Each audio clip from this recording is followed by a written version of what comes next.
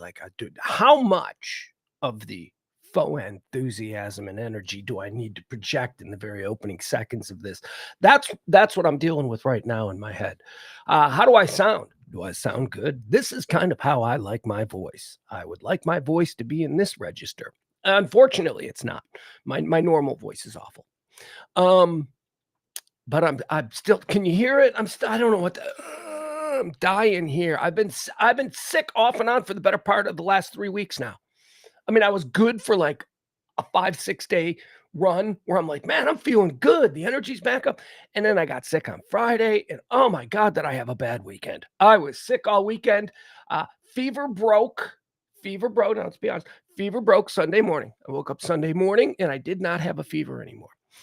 But I sound like this and I'm coughing and oh, right now, hey, I can breathe through my nose.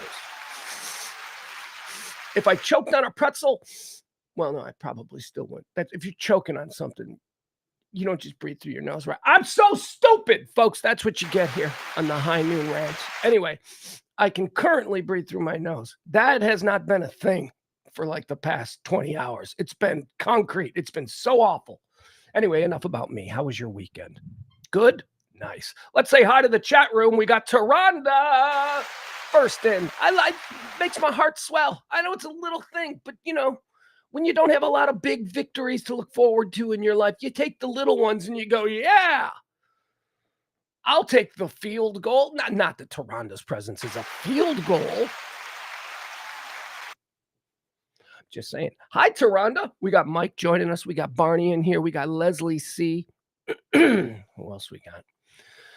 I'm going to marry the chat room. There you go. Now you're married. I now pronounce you all in one group. Now you can see each other. Sorry, I wasn't doing that. Cam's here. My guy Cam. We got Pete. We got Al. We got Rainey. We got Jen. Byron, of course. Joel, Adam. Oh my God, we've got a full house in the chat room. Come one, come all. Grab your yoga mats. That's going to happen from time to time. I'm not feeling real great. What is this show? This show is a daily, typically 2-hour stream of consciousness rant. It is. No breaks, no commercials, no interruptions, no nothing. Just me and my empty-headed thoughts. And you sitting there just, driving me nuts with your comments in the chat room. No, we encourage comments in the chat room. You don't drive me nuts. Some of you understand you have a role to play.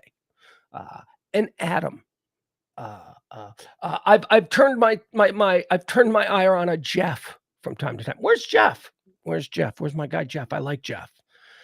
Byron has certainly earned my ire. Barney has possibly even earned my ire. You people do a job. You are there to trigger me because, that's kind of my bit. Look at the middle-aged snowflake being triggered. Well, isn't that all of us? So here's what we do on this show. It's a 2-hour stream of consciousness rant. No stops, no breaks, no nothing. Sometimes we find ourselves taking wrong turns, and then we got to beep, beep, beep, back ourselves out of that conversation and just get back on the road. It covers everything that you need to know about today. We do it in 4 quarters, like a football game. First quarter, we call that antecedently on this day. What is that? That's a pretentious way of saying this day in history. I cherry pick things that occurred on this day that I want to rant about for a couple of minutes. Maybe, and not often, the big things, just little things, little interesting things that happened on this day. Hey, here's a thought, that kind of stuff. I also give you the big stuff, like the major stuff we'll mention. Quarter 2, those are birthdays, people who claim to be born on this day. I don't know if it's true or not. I'm not going to do the legwork, running around all the different county offices and saying, hey, was Brad Pitt born on this day? I'm not going to do that. So they say it's their birthday. And we look at them and we just decide, hey, this person's having a birthday today. Do we wish them a happy birthday? Are they cool or are they not? Then quarter 3, that's the deads. This is where we get to stand in judgment over people who have passed away on this very day. We open up their life's resume and we decide heaven or hell did this person go to? I don't even believe necessarily in a concept of heaven or hell. I think that it's more existential than that. I think that's sort of a simplistic way for us, the little animals down here on the blue marble, to sort of conceptualize what the next plane of existence is. But okay, we'll play the game. Heaven or hell. That's quarter 3. Then quarter 4 is all of the events that are actually happening today. The hot topics, the current events, the headlines, the things people are screaming about on the cable news, trying to get y'all ginned up, because that's their job. And that's what we do here. And it's 4 quarters, and it takes 2 hours, and it's just me saying dumb stuff about the world. So if you're ready, I will make this last note. The show runs entirely on your contributions. That's right. The show is all about you. The biggest tipper of the day gets to be the executive producer. We don't have one today. It's all right. Cent of the month. We're drowning in debt for the 3rd straight month. But if you'd like to support this show, this kind of talk radio that I don't see having a home on regular radio, or does it? Think about that. Anyway, moving on. Well, that was one of those cul-de-sacs that sometimes the Stream of Consciousness Express takes us into. And now we got to back the big party bus up in the cul-de-sac. Beep, beep, beep. All the neighbors are looking out the windows. What's going on? Police are being called, but we're going to get back on the road. All right. So if you support this kind of non-divisive, non-political, current events-driven talk, you can drop us a little something on the Venmo or the Cash App. It would be greatly appreciated. We're at the end of the month. We're not even close. It took us half of this month to pay for last month, and we can't sustain that as a thing. But we're going to move on. Okay, are you ready? Let's get the rubber on the road. This is how we start the show. It is the High Noon Rant. I am Pugs Moran. It is the 29th day of January, year of our Lord 2024. January 29th is, are you ready? Can you do it in your head? The 29th day of the year. Of course you could. You're not idiots. You're crazy. You're not idiots, though. If you're listening to this, you're not an idiot, because you're somebody who's engaged. And you just want to hear conversation about stuff. So that right there says that, you're not an idiot. But you're crazy. You're crazy. You're crazy. You're spending the middle of your day with some lunatic on a YouTube stream. So just own that. And also, I would say this: we're all a little crazy. Own the fact that you're crazy, and make sure you're good crazy. There's a couple of different lanes you can go with crazy. You can go scary crazy. You can go bad crazy. You can go good crazy. Go good crazy. That's what we do here. All right, let's talk about what happened on this day. Let's get quarter 1 up and going. Antecedently on this day, these are all the events that have occurred on this day throughout history that have helped shape our understanding of it. Antecedently on this day in 1845, The Raven is first published in the New York, the Evening Mirror. Was it I guess that's a newspaper, probably one I should know of, since I went to journalism school and stuff. But maybe it wasn't that big of one. I mean, I know the Daily News, I knew the Post, I know Anyway, the New York Evening Mirror on this day in 1845 for the first time published The Raven. The Raven by, that's right, Jack Frost. No, who's Jack Frost? Edgar Allan Poe, of course, wrote The Raven. Nevermore, nevermore. What were they doing? Was that a newspaper? They're like just publishing poetry or short stories and prose in the newspaper. Were people reading that? People were more cultured back then. They were just, now we watch Ben Shapiro do hip hop songs. That's our culture now. Back then, people open up the paper after a hard day of, sweeping chimneys. I don't know what they did back then. After a hard day of that, they'd open up the paper and they would read The Raven by Edgar Allan Poe. Nevermore, nevermore. The Baltimore Ravens are named after that. That's when we play Kelly and I, we do this thing. We do practical picks. We didn't do it this week. Because why? 2 games, it's like whatever. Anyway, point is this. The Baltimore Ravens, their favorite son is, of course, the 3 favorite sons of Baltimore would be, of course, Omar from The Wire. He's number 1, right? Okay. So we give him Omar from The Wire. Number 2 favorite son from Baltimore, Babe Ruth. That's right. Babe Ruth is from Baltimore. And of course, Edgar Allan Poe, The Raven. Nevermore, nevermore. So the Baltimore Ravens are named after that. And in the show that I do with Kelly, the Practical Picks, where we pick games based on what the mascots are capable of, the Ravens are really good. Why? Because the Baltimore Raven is not just a bird, it's the Edgar Allan Poe raven. And that raven's job was to drive people crazy, drove them insane, got in their head, made them do things. Nevermore, nevermore, the raven. On this day, antecedently in 1845, antecedently on this day in 1861, Kansas is admitted as the 34th U.S. state. Welcome to the party, Kansas. What is Kansas? Kansas is like, hey, Missouri, who's your homely friend? Right? Is that Kansas? I don't know. Because Missouri's pretty. Don't get it wrong. Missouri's pretty.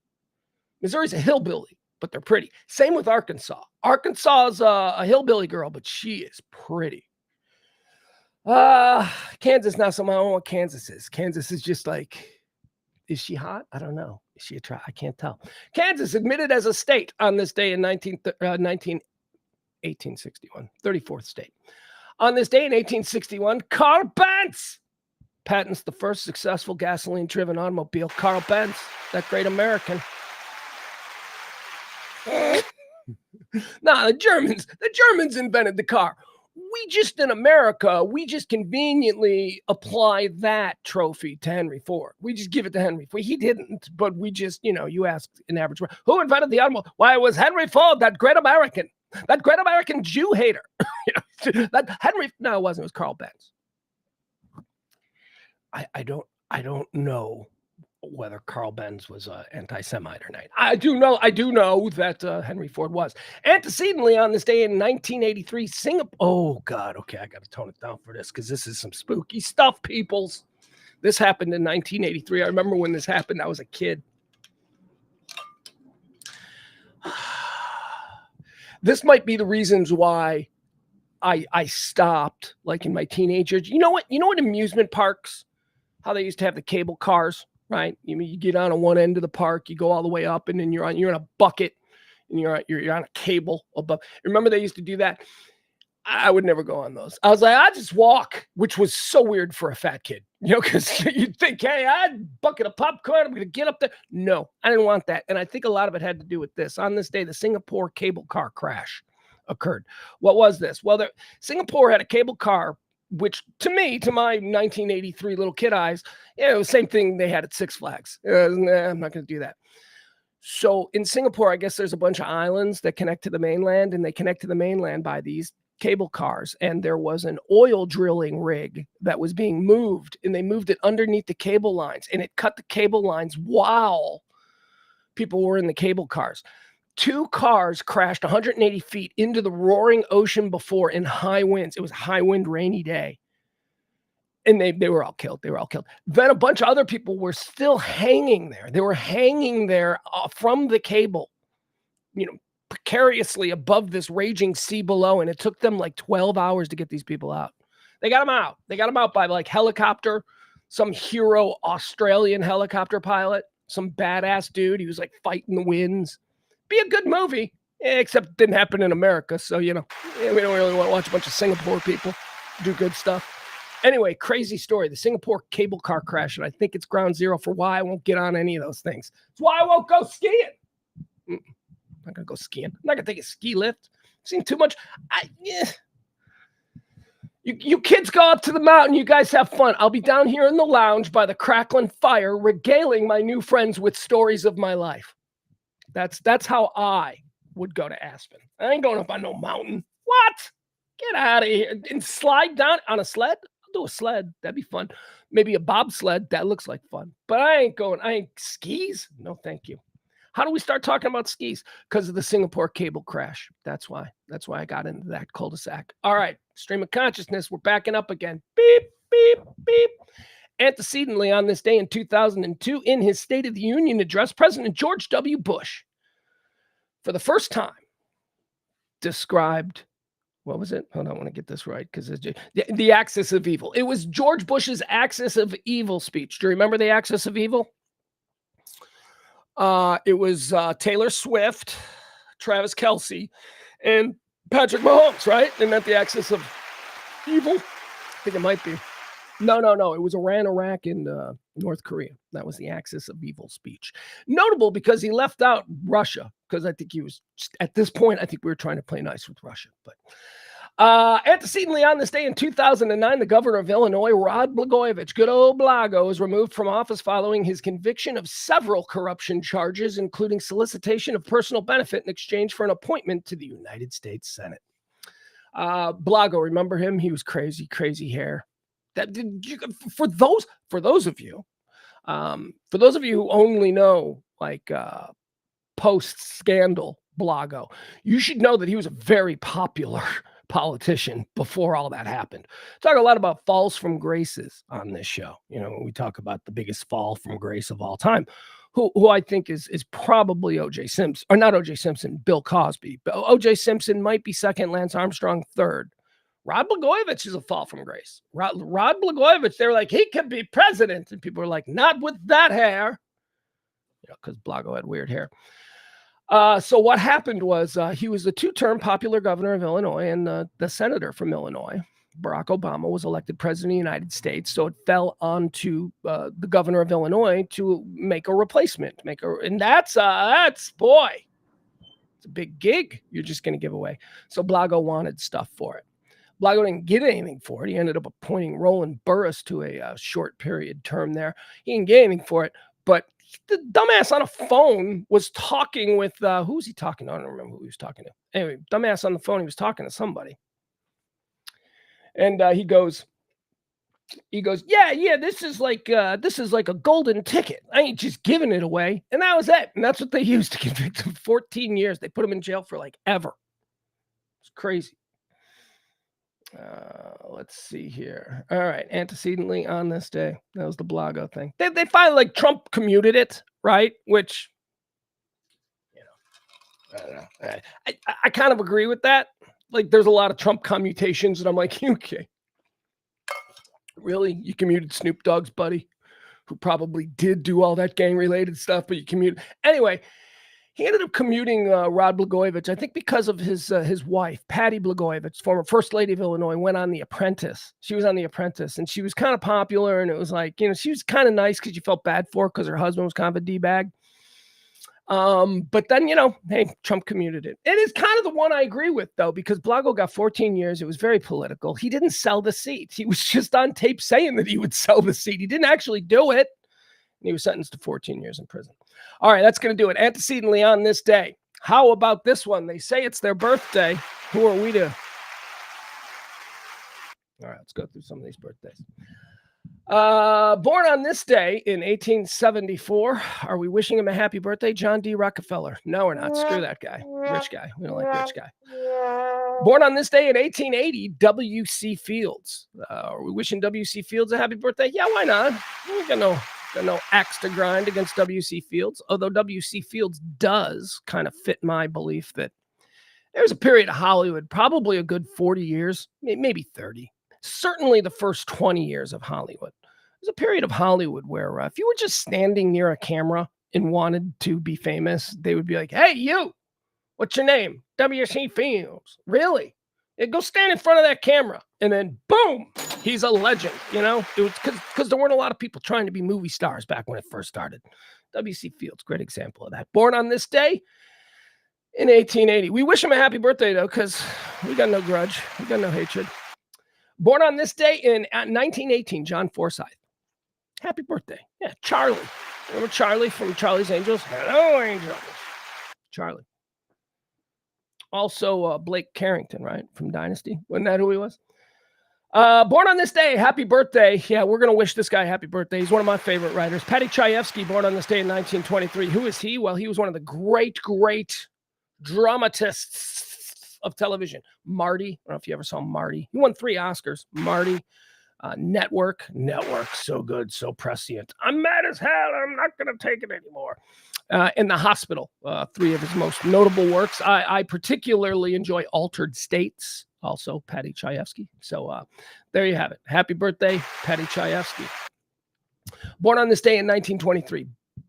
Born on this day in 1945. How about this guy? Yeah, Tom Selleck. Happy birthday, Tom Selleck. Mustache, right? You think Tom Selleck, you think mustache. That's what I think. There's only one thing to do here. Mustache draft! That's right. We're going to do a mustache draft on Tom Selleck's birthday. We are going to utilize the format of the NFL draft. And we're going to treat dudes who have mustaches like kids coming out of college. We're going to pick 1 through 5. Are you ready? Mustache draft. Here we go. And this one's going to have to be off the top of my head.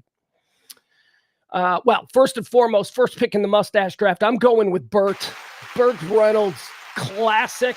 Not trying too hard, just is magnificent. It's not doing anything wacky. It's not changing the mustache game. It's just there. It's full. It's owned by a dude. Burt Reynolds, number 1 in the mustache draft. Number 2 mustache draft. We're going Hitler. How could you not? I mean, look. Separate the art from the artist, I guess. That's what I always say. As a mustache artist, Hitler certainly, well, impactful. Probably, and here's what I would say about Hitler and why he's the number 2 mustache in the mustache draft. I know what you're saying. You could have gone with Charlie Chaplin, but I went with Hitler, and here's why.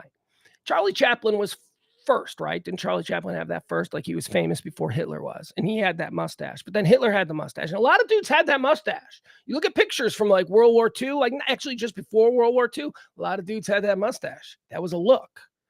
Why is Hitler 2 and not Charlie Chaplin? Because Hitler killed that mustache. That mustache cannot exist anymore in civilized society, and it's because of Hitler. That's why he is number 2 off the board in the mustache draft. Hitler, very influential. Not in the way you think. Influential, and I ain't wearing that mustache. He killed a mustache. Number 3, a true mustache artist from an age where it wasn't truly appreciated. Raleigh Fingers. All right, we'll go with Raleigh Fingers. What was that, 3? Who do I got? I'm doing mustaches, right? All right, so I got Burt Reynolds at number 1. Hitler at number 2. Hitler could be number 1, but no, let's give that to Burt. Burt deserves it. Number 3, we went with Raleigh Fingers, the old baseball player. He had the curly Q mustache. It was like 1975. And that was brave, because that was weird. It wasn't hippie. Nobody knew what to do with Raleigh Fingers. It's like, is that hippie? Or is that just old-timey? Or anyway, that's why Raleigh Fingers comes in at number 3 in the mustache draft. Number 4, we're going to go with the birthday boy. We're going to go with the birthday boy, Tom Selleck, for the same reasons that Burt Reynolds is number 1. It's just a fantastic classic mustache on Tom Selleck. He wore it proudly. He seemed like a pretty cool guy underneath the mustache, which is important. It's why Burt is number 1. So yeah, so we'll go with the birthday boy, Tom Selleck, number 4 in the mustache draft. Number 5, because I'm a homer, I'm taking a fly on Mike Ditka. Mike Ditka. All right, there you go. That'll be the mustache draft on Tom Selleck's birthday. Burt Reynolds, number 1. Hitler, number 2. Raleigh Fingers, number 3. Tom Selleck, number 4. And we're going to go with Mike Ditka at number 5. All right, moving on. Happy birthday, born on this day in 1950, Ann Jillian. Yeah, Al suggests Freddie Mercury. Freddie Mercury would be good. You get Sam Elliott is good. Yeah, boy, Sam Elliott, really. You know what? You're going to make me get rid of Ditka, aren't you? Byron's going to make me get rid of Ditka and slide Sam Elliott into the mustache draft. I don't know, man. Iron Mike, that was a real mustache back in the 80s. That was good. Ann Jillian was born on this day in 1950. Do you know who Ann Jillian is? Ann Jillian was on a show called We Got It Made. No. It's a Living. She was on. They tried so hard to make her famous between like 1978 and 1984. Ann Jillian was just putting everything. She was sort of like the female Ted McGinley. Like when Ann Jillian started showing up in your show was desperate. It wasn't going. There was trouble. Here's why I know so much about Ann Jillian. Ann Jillian was the aunt of a friend of mine who I grew up with. He was her aunt. It was so weird because all of a sudden it's like, yeah, my aunt's on TV. And I'm like, really? So I tune it in and it's like, holy shit, his aunt's hot, because she was kind of hot. Anyway, happy birthday, Ann Jillian, my friend's aunt. My friend is dead now. I just thought about that. Joe Larry was his name. He's dead now. That was his aunt. Anyway, moving on. Happy birthday, born on this day, 1954. Here's a big one. Oprah. Do you remember when Oprah was kind of in charge of the whole global vibe. Remember that? Remember that? It was real irritating. I think it was like 25 years of Oprah calling all the shots for the world. And make no mistake, she was. If Oprah said something wasn't cool, it wasn't cool. And you just kind of went with it. And Oprah was very, super nice. And Oprah just, and people didn't like that. People were like, I don't want to be nice. And then we went from like Oprah to like this sort of Trump kind of, attitude, which is, the pendulum goes back and forth. Anyway, happy birthday, Oprah. You used to be in charge and then you quit. You stepped aside and in the void. Now everybody's mad at each other. Everybody's screaming at each other. Nobody's getting cars. Look under your seat. You get a car. You get a car. That was Oprah's world. That was the world. I wouldn't mind going back to that. I wouldn't mind it. I don't know. It seems like everybody's mad now. Moving on. Happy birthday, Oprah. Born on this day in 1960, Steve Sachs. Steve Sachs celebrating a birthday. Do you guys know who Steve Sachs is? You don't have to be that big of a baseball head, an old head to know Steve Sachs. Steve Sachs was Rookie of the Year. I think he was a 3-time world champion, like multi-time All-Star. He was a great second baseman for the Dodgers, then later would go on to the Yankees. Steve Sachs was a superstar in baseball in the early 80s. And here's why. He played for the Dodgers at a time when the Dodgers were like America's team. They were everywhere. It's the Love Boat with the Dodgers. They were everywhere. And Steve Sachs was the rookie. Steve Sachs was hot. Hey, ladies, go ahead. Google search Steve Sachs. He was like the sexiest man in baseball. And he's really nice. And he played for the Dodgers. And he was really good. Steve Sachs is famous because in the middle of his career, he came down with the yips. And it was the most frustrating thing. He spent some of his yips era in baseball with my Chicago White Sox. So I remember Saxy out there not being able to throw to first base to save his life. Do you know what the yips are? The yips are that thing where you do a motion so consistently your entire life, and then all of a sudden that motion is screwed up. And it happens a lot with golfers who can't make putts. Is a 3-foot putt. They've been making 3-foot putts their entire life. They can't make a 3-foot putt because at the very last minute they get the yips. Boop, something happens. Steve Sachs experienced that with his throwing motion from second base, the yips. But he was a good hitter though. It's like you got to put 30 errors. I think he had 30 errors in 1982 or something like that. I don't know. At second base, he was just awful. Like the next worst second baseman had 15. He had double. He just couldn't throw. It was so weird. Anyway, happy birthday to you, Steve Sachs. Born on this day in 1968, Edward Burns, the actor. I like Edward Burns. People say I sound like Edward Burns. I don't know if that's true or not. Let's give a listen to Edward Burns. For my entire life, well, not my entire life, but ever since Edward Burns became famous, people have been like, Pugs, you sound like Edward Burns, because nobody can tell, what I sound like. I don't know if I sound like him now because I'm sick. But here, let's give this a listen. Here's let's give Ed Burns a listen. See if he sounds like me.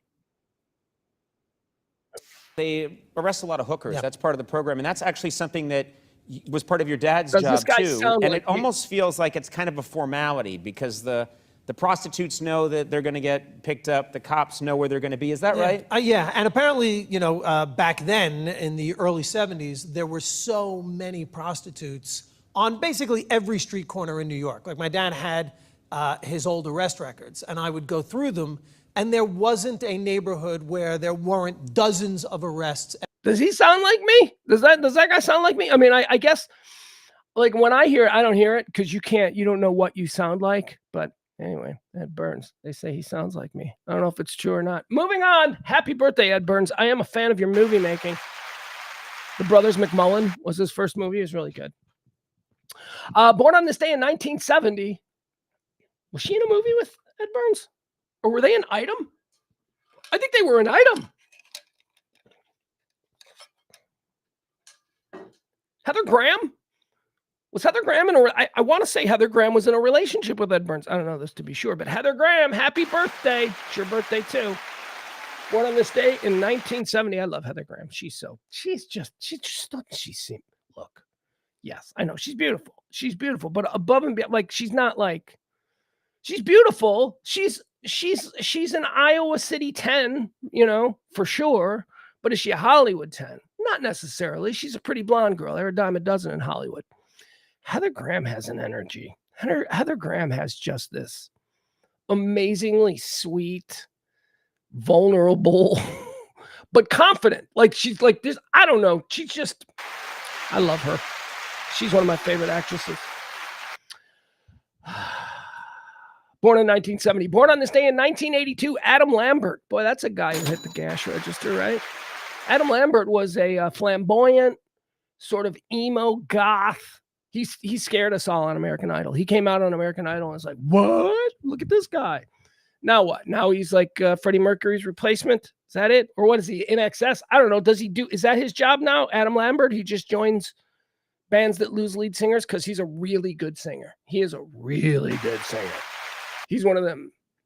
American Idol. Look, you say what you will about him. American Idol, it's a talent contest. Yeah, and they found the talent. So, stop that. People on American Idol don't have talent because they haven't been hand-selected by a record company guy who, in exchange for cocaine, got their music played on the radio, and now they got talent. No. Adam Lambert, man, that dude can sing. I mean, the dudes in Queen heard him sing and went, we got to hire him to be Freddie. I mean, Freddie, arguably the best lead vocalist in the history of rock and roll. I say Chris Cornell, but okay. Let's do some deads. All right, that's going to do it. That's Q2. Now is the time when we decide these dead people, are they going to heaven or are they going to hell? Let's run through it. First and foremost, the first dead guy we're going to deal with. Earlier today when we were talking about the Raven, the anniversary, today's the day that the Raven was first published. Edgar Allan Poe's Raven was first published in the newspaper. I made a joke where I just offhandedly said, yeah, what are we going to read? Some Jack Frost? Well, I didn't mean Jack Frost because I'm an idiot. I meant Robert Frost. He died on this day. He was a poet. He won like a crap ton of Pulitzer Prize for poetry. He's like the most famous poet in American history. So, all right. We'll put him in heaven. Robert Frost. You can go to heaven. Dead on this day in 1969, Alan Dulles. Hold on. Preemptive. Maybe you've flown into Dulles Airport. He's former head of the CIA during the Cold War. So guess what? We're not even going to discuss where Alan Dulles went. He went to hell. Freddie Prinze Jr. dead on this day in 1977. Or no, Freddie Prinze Jr. Sorry, Freddie Prinze. Freddie Prinze Jr. His career is dead, but he's not dead. Freddie Prinze. Chico from Chico and the Man. So was I like 7 years old? So I'm 7 years old when Freddie Prinze Chico from Chico and the Man dies. I think he might have been like the first celebrity that I was actually familiar with who died. Although I got to find out when Charlie Chaplin died, because that's a big one. Like when I think, what is the first major death you remember? I remember we used to have this little entryway in the condominium building where I lived, where I grew up. We used to have this little entryway, and it's where the mailboxes were, and you had to be buzzed in the next door to go up steps. So in this little entryway, I was coming home from school, and there was a newspaper. It's where they threw the daily newspapers. And so the newspapers would be in the corner, and as I was getting my key out to go inside to my house, I looked down at the newspaper, and on the front page, it said Charlie Chaplin dead. Right there, cover of the Southtown Economist. I remember that for some reason. It's funny, as you get older, these random, seemingly insignificant moments that just, for some reason, they become, I remember that one vividly. Why? What about that moment? I just remember going, Charlie Chaplin died. But I will never forget that. Anyway, I don't remember where I was when Freddie Prinze died, but I do remember being aware of it. So Freddie Prinze, we put him in heaven. He was a nice kid. He liked his drugs, but he was funny. And although, wait a second, I heard he was kind of crazy. Like there are some like really crazy. I don't know what to do with Freddie Prinze now, because I'm thinking I saw like an E! True Hollywood story. We might have to put him in hell. Oh my God! All right, purgatory. I got to do some more. I don't want to unfairly put Chico from Chico and the Man in hell, but I heard he got into some stuff. It's coming back to me. All right, here's a dude that's going to heaven. I'm preempted because we put a lot of people in hell. We put Dulles in hell. We put Freddie Prinze in hell. Well, purgatory. Howard Hessman died on this day. Howard Hessman, Dr. Johnny Fever. Also from Head of the Class. Remember, he was the teacher and head of the class. Howard Hessman is such a cool guy. Howard Hessman was a DJ in San Francisco, very popular DJ. He's one of the founding members, along with, interestingly enough, David Ogden Stiers, who you know from MASH, David Ogden Stiers. Howard Hessman and David Ogden Stiers formed an improv comedy group called The Committee in San Francisco. It was a number of people from the second city in Chicago had moved out to San Francisco during the hippie heyday, and they said, let's start something here. And they started this thing called The Committee. And there are just tons of people that came through The Committee. They were more improv, but street improv, like during these hippie things. They would, anyway, Howard Hessman is cool. Howard Hessman is a cool guy. Dr. Johnny Fever, or the dude from Head of the Class, not the Billy Connolly one. Remember, he was before Billy Connolly. Isn't that weird that that show was so successful that it ran for such a period of time? Head of the Class, I'm talking about. That show's so successful, ran for such a period of time that there are 2 stars associated with it. Howard Hessman, and then when he left, replaced by Billy Connolly. All right, that's going to do it. Those are your birthdays. Or not your birthdays. Those is your dead people. Oh, no. Did I just slur? I slurred on purpose, though. That was a purposeful slur. I wouldn't want to be made fun of by Twitter for slurring. We got 2 old men running for president. Both of them slur half their words, and that's like a big thing now. Slurring! Okay. Are we keeping a tally? If you want to support this kind of show, this kind of non-divisive, just kind of everything that's happening in the world conversation, you can do that. You can drop a little something. We definitely need your help. End of the month. Help us out if you can to keep us going. All right, now let's move into quarter 4, right? Meat and potatoes time. This is where we talk about all the things that are happening in the world. Let's move on. Hold on. Let me get a sip of coffee. I got a cramp. I got this weird cramp right here. It's bugging me. Moving on. So Iran did some stuff. This is the big story that everybody's talking about. Iran is, there are the wild cards out there on the world stage in the Middle East. Wild cards. I mean, we know they're capable. Wild card in that nothing good can come out of them. This is like the negative connotation of being a wild card. So Iran, we've heard the term state-sponsored terrorism. That's where a state funds military operations by terror groups, militias, whatever, while attempting to keep their hands clean on the world stage. So that's what they do. Iran is a primary sponsor of the Houthi rebels, or are they? Well, that's what we're told, but we don't believe anything we're told. Am I supposed to believe this? I believe it. I believe a lot of what I'm told. Anyway, because I'm discerning. See, I know what sounds like bullshit and what sounds probably hard to just lie about. So we know this. We know that Iran is essentially funding these Houthi groups in this case. The Houthi groups, the Houthi rebels, which are a breakout group from Yemen. They're radical Islamic. They're fighting right now in the cause of the people of Gaza. And the Houthi rebels are the problem for the shipping in the area. They're bombing and all this kind of stuff. Anyway, they got drones. And where do they get drones? Well, they got drones from Iran. Iran makes drones. Iran's got a bunch of drones.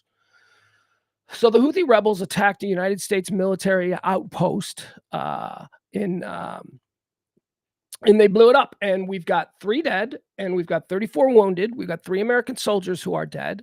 We know this is Iran. And Biden, the president of the United States, is saying that, we're going to get payback. So now we're all waiting. So shut your mouths, everybody. Why isn't it on fire right now? Because we've got smart, strategic, professional military minds who are going to figure this out. Not you, dumbass. Shut up.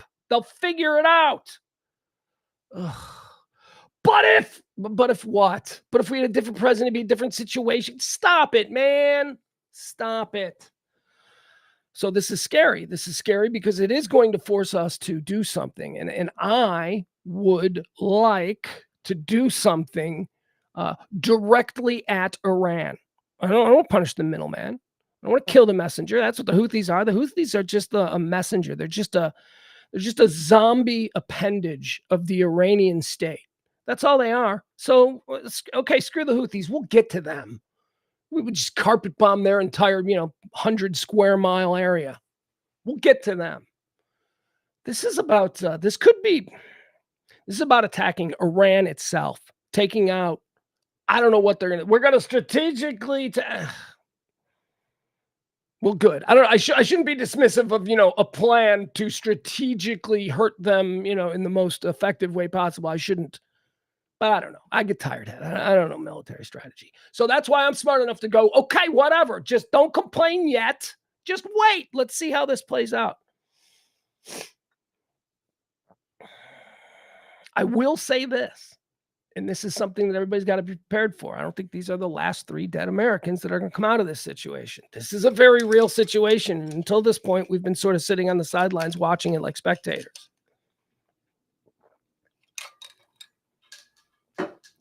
But it ain't getting better over there. So 3 U.S. soldiers have been killed in an Iranian-backed Houthi drone attack. 34 others have been wounded and developing ... Now, if you want in the weeds coverage of this where a bunch of people are pretending like they know more than the Joint Chiefs or the leaders of the military or the people on the ground, if you want to do that, you can get in the weeds at a million other locations. But we're going to move on.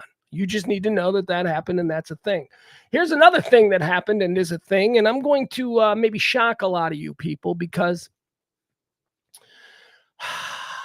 whenever these reports come out, I like to tell you, don't be distracted by them, okay? This is another one of these economic reports. It has been, let's see. I'll just read it to you so that I'm not accused of, and then I'll explain why I think this is a little bit different, okay? Falling inflation and rising growth give the U.S. the world's best economy post-pandemic recovery. So this is something that's making a lot of news today. A lot of people are ringing the Biden bell. Look at what Biden did. And I'm here to remind you that in this case, it actually might be Biden. It actually might be. But not necessarily for great reasons, but certainly on paper in an election year, it looks good when you can say that you are you're the government, you're the economy that came out of the pandemic robustly, whereas the other economies didn't. Now, why is this weird? You're hearing me say this stuff because typically when these reports come out, I say, don't be distracted. What we need to concentrate on is the stuff that affect us, the middle class, the working class, the real people. We go to the grocery store. When we see prices going through the roof at the grocery store, we get pissed. That's what we need to watch for. Watch those prices. Where are those prices? Gas prices. Where are those prices? Lending rates on homes and how are homes doing? Most of us don't have millions of dollars tied up in the stock market just waiting for us when we retire. No, most of us have our money tied up in our homes. That is the wealth of the American middle class. Watch that. Watch how homes are doing. Watch where interest rates are for homes. Watch how they're selling. Watch how they're being built. Okay, so that's what I always tell you. Pay attention to that stuff. Not gross domestic product rose 0.3%. That's 2.1% higher than expected, or whatever. Don't be distracted by that stuff. Most of it is put out by the White House. Most of it is put out as, cheerleading. So I say don't be distracted by that stuff. This is a little bit different. It's a little bit different. This is a little different because it shows an entire world that has been flung into a depression. And by the way, that's the real of it. It wasn't, you see Democrats saying, this is because of Trump. Trump tanked us in the pandemic. No, he didn't. The whole world tanked in the pandemic. You know me, I'm not a Trump defender. I'm not a Biden defender, but putting that on him is crazy. The entire world cratered during the pandemic. And it was very difficult to get out of the hole. Germany's the one that we relate to. Germany's the one that they say, well, look at Germany. Germany's on the verge of bankruptcy. They didn't recover quite as well as the United States. China, look at China. China's having insane problems. Their economy's in the toilet. Russia's in the toilet. Europe is in the toilet. Well, yeah, they are. And we did do a better job. We did. Our numbers are way better. Growth, employment, the way small businesses have bounced back. And I'm not saying they all have, because, each and every one of us can name one friend who, took it on the chin during the pandemic and they ain't come back yet.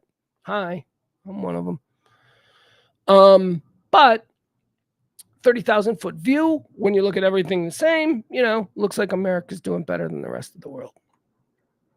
Now, that might be because, China's driven by essentially a slave labor force who is awakening to the idea that they are a slave labor force. So that's causing real problems and gonna be the reason for major change in China over the next 20 years. You'll see that. What's happening with Germany? I don't know. Germany's on the brink of World War III at their doorstep. That might have something to do with their government's growth. That might have something to do. Russia invading countries just to their north. So Europe has a different set of problems that they're dealing with. So when we look at the United States, sure, we should be happy about this. And it is a victory, but we're also not, we're also not walking distance from the Ukraine front lines, I mean, so there are reasons. But hey, that's the big news story. The United States is doing great. Here's what it says. The European economy hobbled by unfamiliar weakness in Germany. Yeah, that's it. The European economy is rickety because Germany has always been like the rich uncle. Germany has always kept the Europe. Well, why is Germany rickety? Because all of Europe is rickety. Look what's happening there. But in the United States, it's a different story. Yeah, it is a different story. It's not a war raging in Toronto, okay? If there was it's not the same story. But in the United States, it's a different story. Here, despite lingering consumer angst over inflation, a lot of that is ginned up. I'm noticing inflation is coming down. Still haven't seen the Dollar Tree, though, bring their prices back to $1. They're still going with the 25-cent increase on everything you buy, even though the economy is no longer suffering from 25% inflation. It never was. They just raised it 25%, and they made a lot of money. I know. I keep talking about that. That's dumb people economics. That's how I explain. I'm a dumb guy. That's how I see it. Don't get all Noam Chomsky on me. The European economy will be, but in the United States, it's a different story. Here, despite lingering consumer angst over inflation, the surprisingly strong economy is outperforming all of its major trading partners. Germany's having trouble trading right now, because the Russians have infiltrated their ports or whatever. I don't know. It's just, there are some other things that we need to account for. Now, I saw somebody this morning, a Trump person, saying, well, the reason for this, that sure, we're doing better, but that's only because we are the break wall against all of these green energy things. Germany, they're all green, and European, they're all green, and China, they're all green. China is not all green. China, first of all, they're saying this. They're having problems because of all of these green energy laws. That's what they're trying to give you. That's not true. They're having problems because there's a war in Ukraine. They're not having economic problems because of their green energy policies. Their green energy policies have been in place for about 20 years.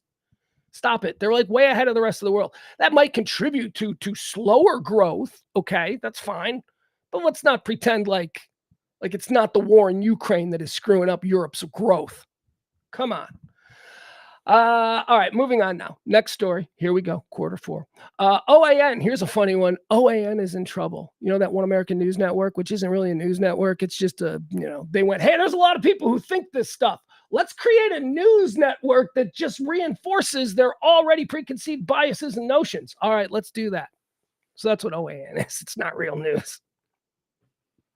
It's not. It's the news your crazy aunt watches. I don't even know where it is. I don't even know how to see it. Anyway, they're in trouble and they won't be around much longer. This is big. This is really big. OAM, remember, what was it? What was the, I don't know. I'm not crazy right wing or crazy left wing. So I haven't committed to memory the names of voting machine corporations.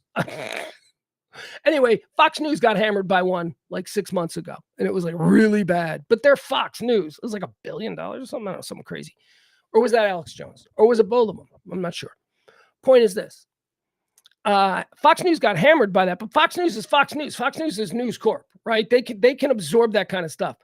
Spot Track, which is another one of these voting systems, they're now suing OAN in the same way that Fox News went after, except Spot Track seems to have some smoking gun evidence in the form of the CEO of OAN, the guy in charge of OAN, had his reporters uncover some information that a reporter could get and then fed it to Sidney Powell, crazy Sidney Powell, the lawyer that everybody has distanced themselves from. Okay, so OAM sent her some emails of is it Spot Track? I don't know, whatever. I'm not going to really past this. I'm not going to give another thought to this. But anyway, Sidney Powell received all these emails from OAN, and can't do that. And then Sidney Powell did all her crazy stuff. So basically, they're all turning on each other. My point is this. Fox News took a giant broadside hit, but Fox News is news media. Spot Track is going to end OAN. OAN is going to cease operation. They do not have News Corp. They do not have the NFL income to be able to bank on when things get bad. They don't have The Simpsons or Fox TV. Or I guess they don't even have The Simpsons anymore, right? And they sell that to Disney. Anyway, point is this. OAN is going away. This is a bad one for them.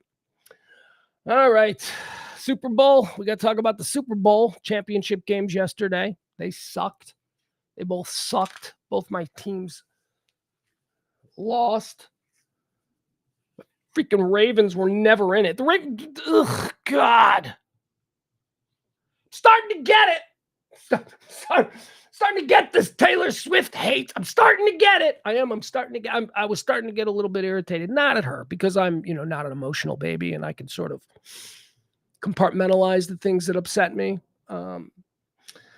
So it's not Taylor Swift that I'm mad at, but I get it. I'm like, oh God, here's what it is. It's the overall just vomit in mouth reaction to the Kansas City Chiefs in general. I'm just so sick of them.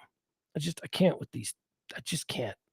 And there is no logical reason that I can think of off the top of my head for me to hate Patrick Mahomes, but I do. I don't know why. Maybe it's that voice. I don't know. That's not it. What, me making fun of people for having weird voices? That ain't right. His wife is a bit irritating. Okay. But she's the wife, whatever. Let her have something. Travis Kelce. I used to like Travis Kelce. And then he got into it with Roquan Smith yesterday during the game. And I'm like, you're a dick, Travis Kelce. You're a dick. Hey, how about Lamar Jackson completing a pass to himself? That was awesome. When he did that, I thought, Ravens are coming back, baby. That's miracle type stuff. There ain't no way that, wait, what? Travis Kelce is balling out like insanity? Okay. So the Kansas City Chiefs defeated the Baltimore Ravens, who I had winning the Super Bowl. I had the Baltimore Ravens winning the whole damn thing, but, I guess not. So then they went and they did stuff with Taylor Swift for a couple hours and probably watched the night game, the Detroit Football Lions taking on the San Francisco 49ers. That game sucked. That game was like awesome for the first half, right? We're like, oh my God, look at these Lions. Oh, these Lions are unstoppable. And I'm an NFC North guy. I'm a Chicago Bears fan. I'm not supposed to root for the Lions, but I was all in on the whole Lion thing, man. Angeloni. If I gotta get me a Lions jersey, I'm getting me an Angeloni jersey. I like that dude. God damn the 49ers. I don't know how they came back. 49ers came back. They were down. It looked like the Lions were going to score, pretty much at will. They're incredible. Ben Johnson, their OC, who's probably going to end up the head coach of the Washington Commanders. He was leaving everything right there out in the sink, man. He was doing it all. Bunch of panda plays. Bunch of gadget panda plays. I realize that there are sports terms that I use that people may not know. Meatball being one of them. We went through this when I call my son a meatball. No, I'm not calling him a meathead. I'm calling him a meatball. It's a distinct thing. A meatball is somebody who is so into their team that they can't see that their team sucks. That's a meatball. It's a big meat-headed ball of emotions, I guess. I don't know where it comes from. The other one are panda plays. Ben Johnson's good at panda plays. Panda plays are are football plays, offensive football plays that are so cute, but useless. Like they're really cute and they're really clever, and they often end in a loss of 3 yards, right? Those are panda plays. Ben Johnson's good at panda plays. Ben Johnson was doing reverses and picking up 15, 20 yards. Because pandas are really cute, but, pretty much useless. That's a panda play. So the Super Bowl is going to be the Kansas City Chiefs taking on the San Francisco 49ers, and I could honestly care less. This is not going to be about who am I rooting for. It's who do I want to see lose more.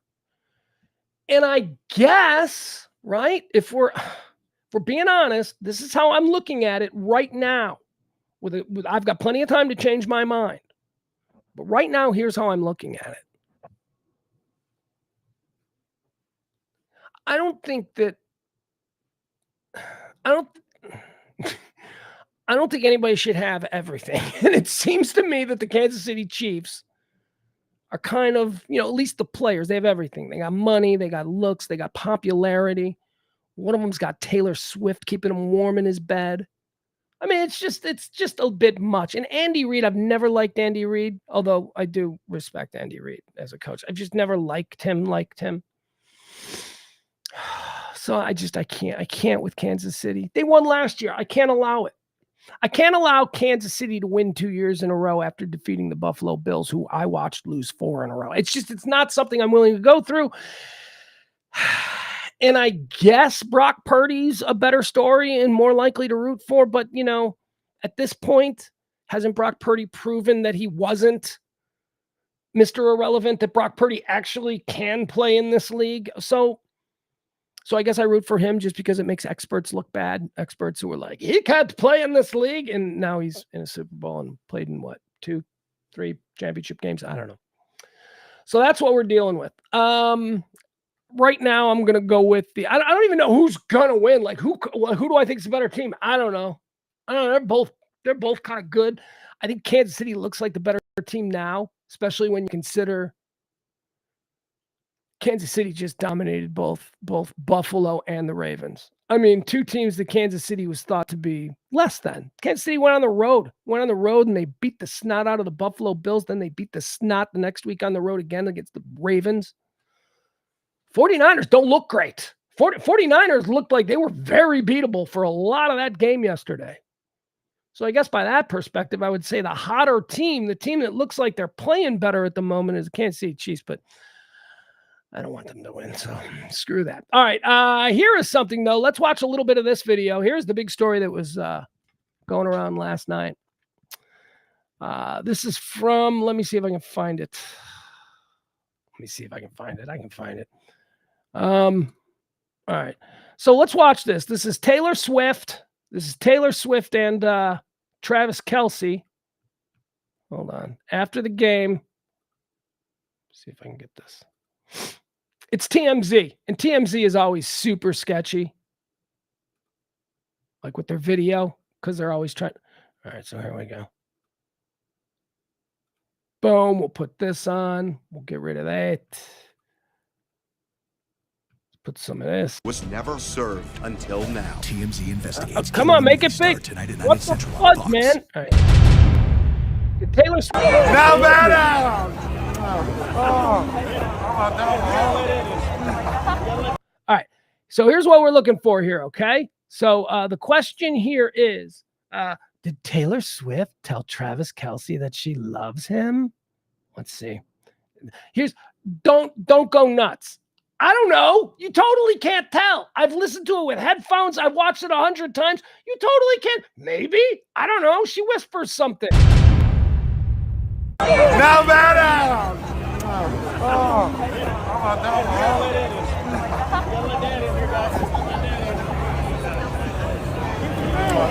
Papa!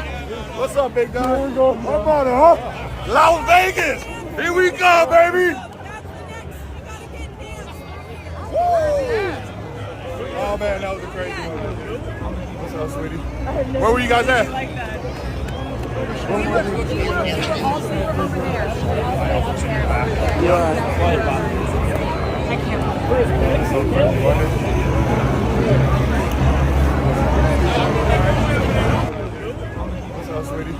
Where were you guys at? Like that. We were all sleeping over there. I can't.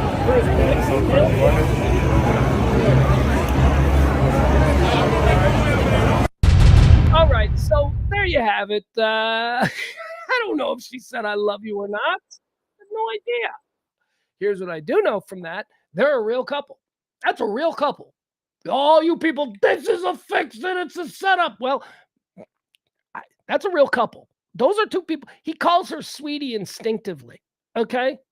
And that's not something that two people are still trying to figure out what their relationship is. They're kissing, they're hanging on each other. They're kissing like people who've been together for a while. They're not kissing like, oh my God, we just hooked up and I'm gonna shove my tongue down her throat. They're kissing like people who are in a relationship kiss after a great moment for one of them. I don't know. Where's Byron? Byron banging his head against the wall. Byron, I imagine, is one of those people who's just completely drunk rage at the sight of those two just being a couple. That's totally normal, Byron. Don't seek help for that kind of ill processing of emotional turmoil. Don't worry about it. Just go with it. No, I'm kidding. Actually, I don't know. I just place all these things on Byron. That's probably Barney. Barney's probably the one who is being driven mad by the very idea that a pop star is dating a football player. I don't care. I just don't like. Here's what okay, look. So this is where I'm sort of like this on it. I don't see them and go, I hate the NFL. I don't. I see them and I get jealous. And I'm like, God, jealous of where they're going to go have steaks after this as I, cook a Hot Pocket in the microwave. That's where I'm coming from. But it's not just the sight. I just, people killing life. People killing life on every single plane. That bothers me. The planes, work, relationship, family, all those planes that you're supposed to kill life on. It upsets me. Moving on. All right, that's Super Bowl talk. Hope you've enjoyed it. Let's see here. What else do we have? Eminem. Oh, no, wait, we're not done with Super Bowl talk because Eminem made some Super Bowl news too. He's there. He's a big Detroit Lions fan, as we all know. Eminem, Detroit, what's that called? 8 Mile. And then when that a movie, that movie's really good. People are always shocked. That movie, Curtis Hanson made that movie. Like Curtis Hanson is dead, but Curtis Hanson was a master filmmaker. He made that stupid Eminem movie. And I say stupid Eminem movie because when it came out, that's what I thought. I was like, this is a stupid pop star movie. What? 8 Miles, good. Like, it's a really good movie. Anyway, here's Eminem. You could see him there. He's kind of getting into it with some 49er fans there at the game. He's in a box.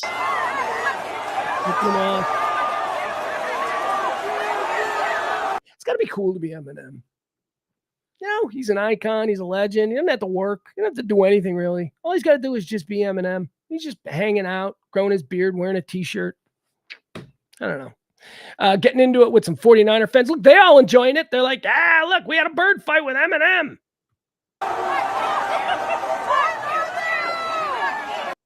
There you go. All right, how much fun is that? There you go.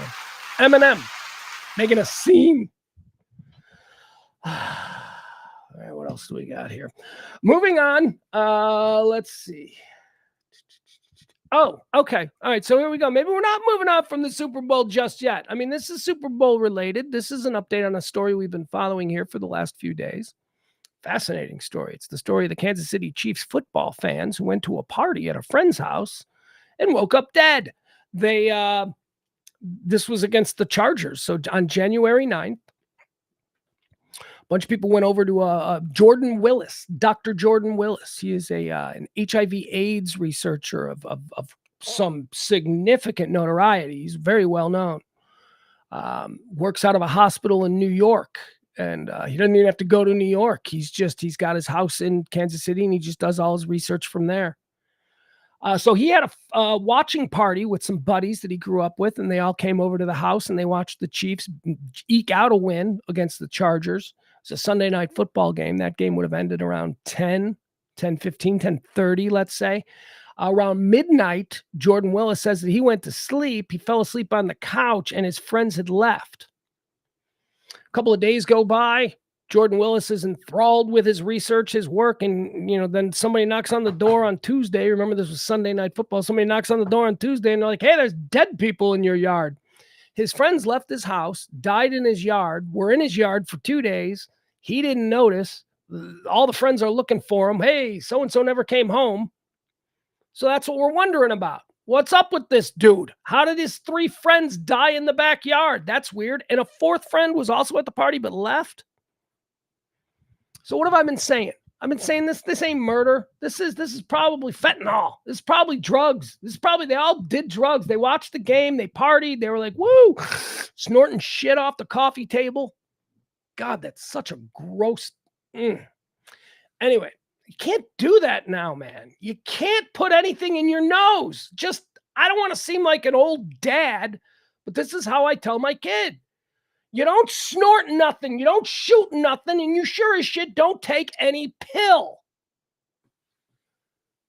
Weed. Beer.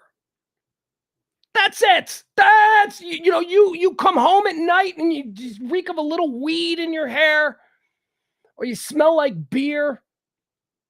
I'm going to send you to bed. I'm going to be like, go to bed, loser. But there's going to be nothing more. You come home like wired up on, nah, now we got a problem, because that shit'll kill you. And that's what I think happened here. I think that there's a whole lot of bad cocaine. I think there's a whole lot of bad something that's been going around for the past couple of years. People are dying left and right.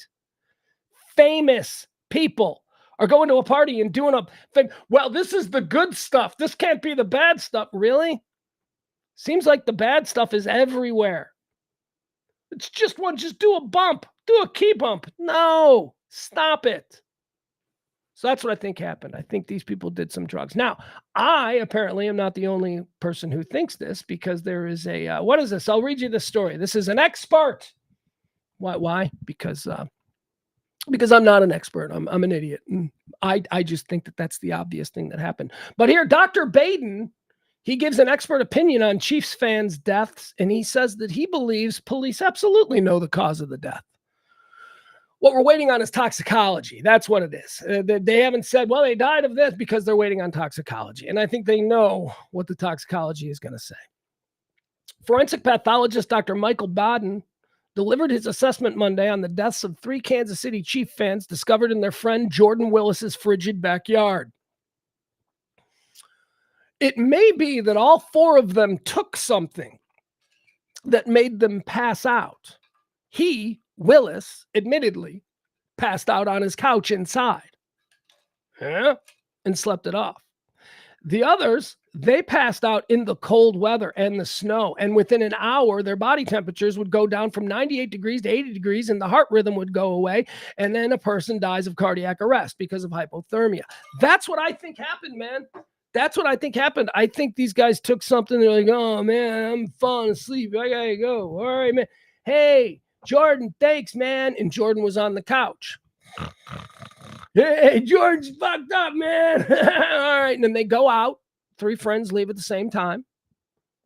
Maybe they're just like, they're staying. People, like 3 people, they got to go to 3 separate cars, and you're getting ready to leave. You don't just walk to your cars. You hang out a little. So what you got going on tomorrow, man? They're probably doing that. And then one of them probably went, I got to sit down. I feel like I got to sit down. And he sat down, right? And that's the one that's dead on the back porch. And they're like, the other 2 are like, man, I'm tired too. And at this point, I think they knew something was going on. I think they knew that, there was something happening. Maybe they were trying to make it to their cars. I don't know. I got to see the layout of that. This is what I think happened. I think they all did drugs. And I think the 3 that were outside when the drugs effects kicked in, I think they're dead of hypothermia. And I think the one that survived is the one that passed out on the couch in his nice warm house. Anyway, ... developing, as they say. Thank you. Me and Dr. Baden. I don't know who Dr. Baden is, but we're on the same page here. Alex Murdaugh, our favorite corrupt South Carolina fool. Alex Murdaugh, remember this dude? We talked about him, the Murdaugh family. Netflix got a bunch of specials on him. HBO Max got a bunch of specials on him. He's that guy. He was a big political lawyer and ran this county there in South Carolina. His family did since the signing of the Declaration of Independence, the Murdaugh family. And then it turns out that he's a crazy murderer guy. And then his son is like a crazy murderer kid. I don't know. The whole family, turns out, they're into all kinds of stuff. Actually, what it turns out is that this family has been creating mayhem in this community for decades.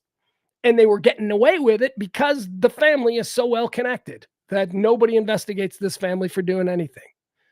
One of the kids is accused of running down a gay student in the middle of the street, killing him, and no one ever investigated. No one ever. Another kid killed a bunch of people on a boat, got drunk, drove it right into a pier, killed a bunch of them. So anyway, this Murdaugh family is crazy. Anyway, Alex Murdaugh is back in court today, and actually there might be an update on this, so you people might actually have the latest. Back in court today, he wants a retrial. He says that there was all kinds of shady stuff going on. He was sentenced to, I don't know, 1 million years. He murdered his wife? What? Like that's how this whole thing started? Like his wife and son were murdered in their stables. And then all this other stuff was uncovered about stuff. They had a housekeeper who broke her neck in their house. She tripped and fell down a flight of stairs, and people are like, no, she was pushed. Anyway, here's the latest. Alex Murdaugh is back in court. Alex Murdaugh jurors say clerk made him seem guilty. Oh, Alex Murdaugh juror says court clerk made him seem guilty before he testified. So this is the whole reason that they're going back to court, because they're saying this case was rigged, because everything's rigged. When you don't like the results, everything's rigged now. Everything. One member of the jury that convicted Alex Murdaugh of murdering his wife and son testified Monday that when a court clerk urged jurors to watch his actions and body language during the trial, it made him seem guilty. And those comments influenced her decision to convict. What? There's some bullshit here, boy. This is some nonsense. This is like, okay, so what you're saying is that you're a moron and that you have absolutely zero control. You have no free will of your own. And you just took that cue that you're saying was done purposefully by the prosecuting attorney. You took that cue and you just went, well, he must be guilty. So you're a fucking moron, huh? That's what you are. And that's what you're up here telling the whole court, that you're an idiot. What? Let's do this again. Okay. One more time. So you understand what she's saying the problem is and why she voted to convict him. I mean, everybody else did too, but here's why she did. And she's saying it was wrong. One member of the jury that convicted Alex Murdaugh of murdering his wife and son testified Monday that when a court clerk urged jurors to watch his body language during the trial, it made him seem guilty. And those comments influenced my decision to convict. Well, tough. All right. How about if some other facts influenced your decision to convict, would you be like, when he introduced those facts, it influenced my decision to convict? I don't understand what this complaint is about and why we're wasting everybody's time. But here we go. Alex Murdaugh trying to get himself a new trial down there in South Carolina. Developing ... This isn't good. We won't spend a lot of time on this, but apparently the United States Navy has once again lowered the requirements to serve in the United States Navy. I don't know what it takes to not serve. Child sex crimes, convicted murderers. I mean, really, where do they draw the line that you can't? Because I'm just saying, I've known some people who have had in military, and they were accepted at a time in their life when ain't nobody else was going to accept them anywhere. So when it says that the Navy lowers requirements, I'm wondering what exactly, how low are we talking here? Navy again lowers requirements as it struggles to meet recruitment goals. First of all, I've always had a problem with the Navy. Not always. I mean, I think they had a place in World War II and all that kind of thing. But I don't understand. We got bases all over the world. Okay, so I understand maybe the need for aircraft carriers like that. But like battleships, like, are we still building battleships? Like, is that something that's ever going to happen? Are we ever going to have pirate battles anymore? Are we ever going to have open seas? I'm going to shoot a torpedo at that. Is that going to happen again? Or doesn't everything happen in the air now? Doesn't everything happen with drones now? I just don't see, other than transporting Marines, transporting boots on the ground. I don't really see. I mean, I don't know. I don't know what the Navy's all about. That's why they're hanging on tight to that pilot thing, because that's important. Like Navy pilots and all that, don't get me wrong, that's different. That's a whole different thing. But I don't know, like, and what the uniforms too, that's a real problem. That's what they should do. Instead of lowering the standards to get into the United States Navy, how about change the uniforms? Those are bad uniforms. Nobody wants to wear those uniforms. Those are stupid. The big dumb bell bottoms and the stupid Cracker Jack uniform. No, that's a bad look, man. That's a bad look. You know who's got a good look in the Navy? Officers. Naval officers in their naval whites. That's the apex of military uniforms. Those look amazing. But the regular dude who's like going to join the Navy, it's like, yeah, come join the Navy. We're going to put you on a boat for 9 months, and this is how you're going to dress. Come on. This decision follows a move in December of 2020 to bring in large numbers of recruits who score very low on the Armed Services Qualification Test. So reading is no longer a prerequisite to serve bravely in the United States military. Both are fairly rare steps. The U.S. Navy is in the service. The U.S. Navy is starting to enlist individuals who didn't graduate from high school or get a GED. Okay, so that was like the first thing. Like, okay, you don't have to, if you want to join the Navy, that's fine. A lot of people have different high school experiences, and you didn't graduate with your class. Okay, so you get yourself a GED. That's fine. You can join the Navy. You got to get yourself a GED to join the Navy. They don't even require that anymore. They're like, nope. Well, you were raised in a cardboard box behind a Denny's in Boston? All right. Here you go. You're now in charge of this $250,000, whatever. It's probably more expensive than that. We're going to put you in charge of doing the math to determine how this $200 million airplane is going to land on this. Go ahead, get at it. I don't know. It just seems like change the uniforms. Make some really cool ass uniforms. Like do that as a commercial thing, like billboards in cities, man. Go in like, let's be honest, you're going after low income people who can't go to college because the banks have made it impossible for working class people to take out loans to go to college.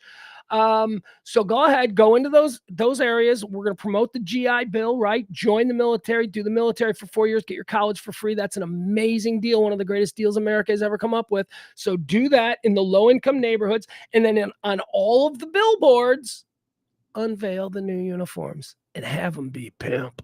Have them be cool. Dudes will join the Navy just for the uniform. Trust me. Thank you. Marketing genius? Yeah. But no. They're gonna lower the qualifications. You no longer need a GED or need to speak English, apparently. I don't know. Or read, for that matter. You don't even have to read. What can you just sign with an X, son? Shook. Uniforms, all right? New uniforms. Like Top Gun.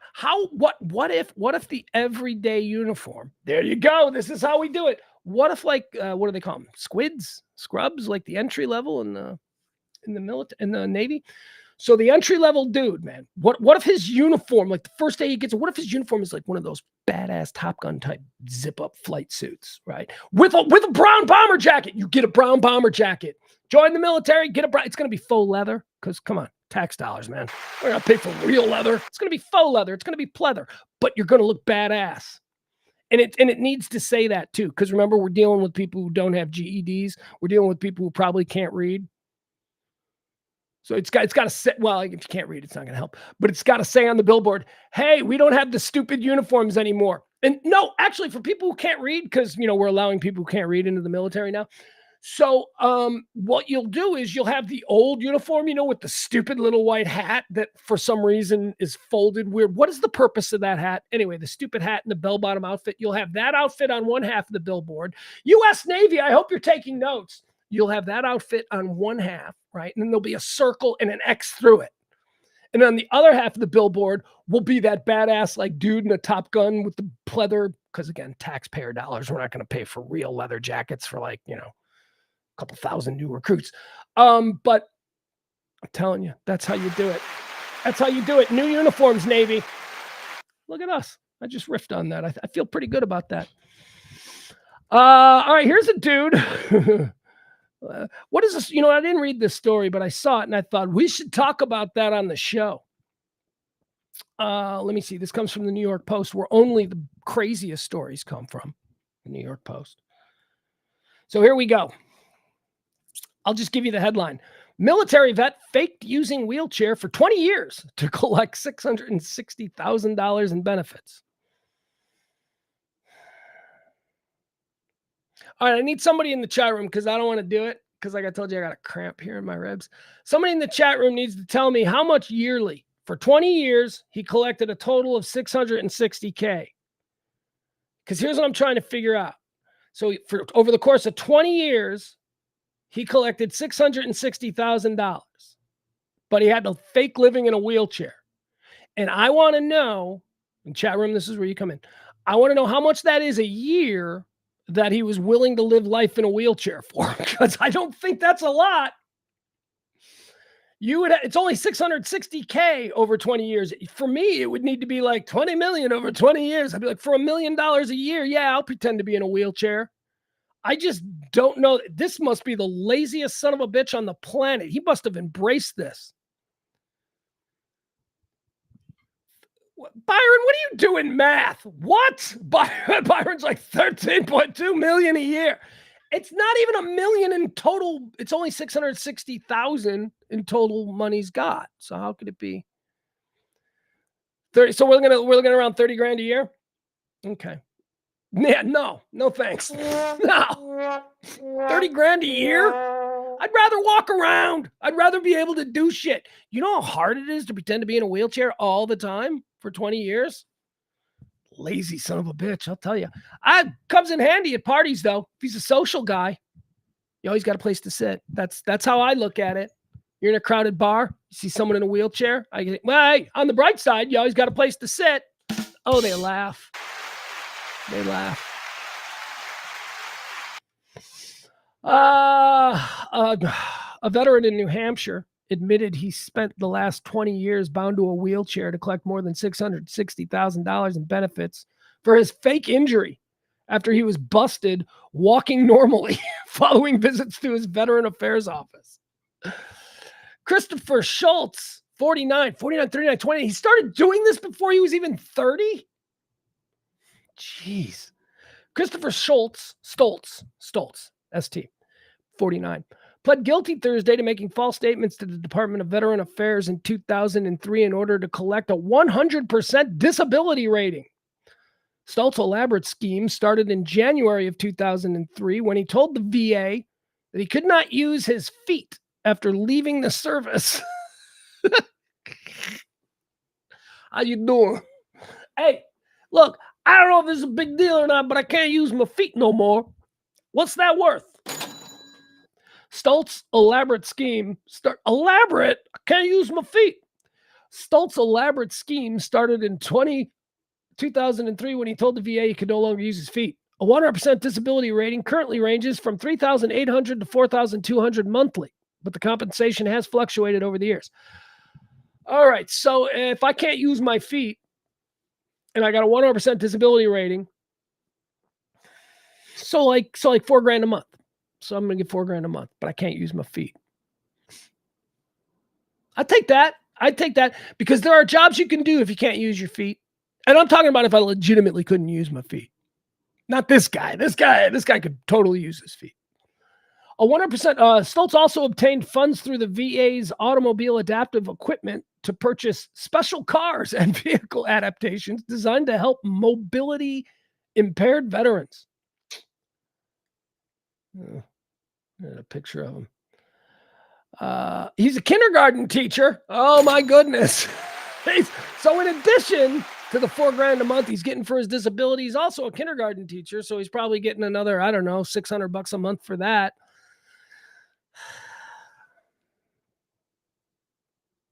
I know what I said. $600. How much could we possibly pay kindergarten teachers? We ain't paying high school teachers anything. What do you think we're paying somebody who goes, this is red and this is blue? We don't pay teachers well, and we should. All right, what else do we have here? Another story. Are we running out of stories? Yeah, this is it. This is gonna be the last one of the day, and then we're gonna have to just see what's happening, and I'll bounce around. I'll hit the Google Trends, and we'll see what's going on. Ghislaine Maxwell, and yes, I do. I say her name properly. Ghislaine Maxwell. She's writing a tell-all. She's but here's the thing: if you're excited and you're like, oh, I can't wait to read her book.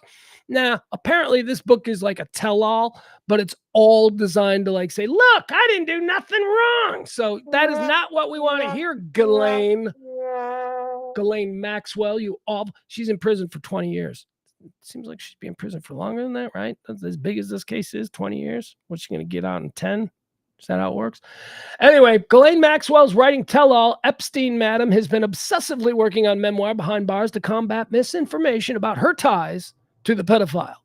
Ghislaine Maxwell has been obsessively working on a tell-all Epstein book, but insiders tell the DailyMail.com, this is from the Daily Mail, so grain of salt, but insiders tell the DailyMail.com the jailed socialite is intent on clearing her name rather than coming clean.